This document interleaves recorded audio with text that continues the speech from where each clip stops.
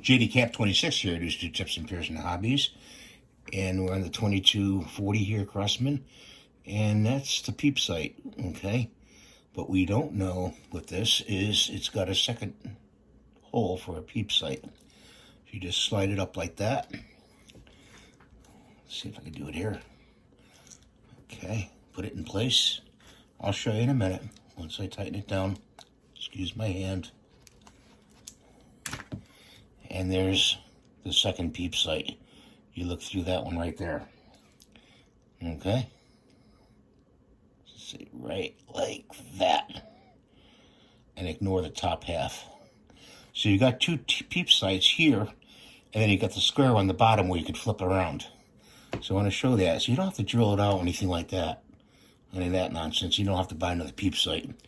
So I just want to show you that, and I hope you have a good day. Stay safe. Make sure you know your backstop when you're shooting. And we'll see you in the next video. Thanks for watching.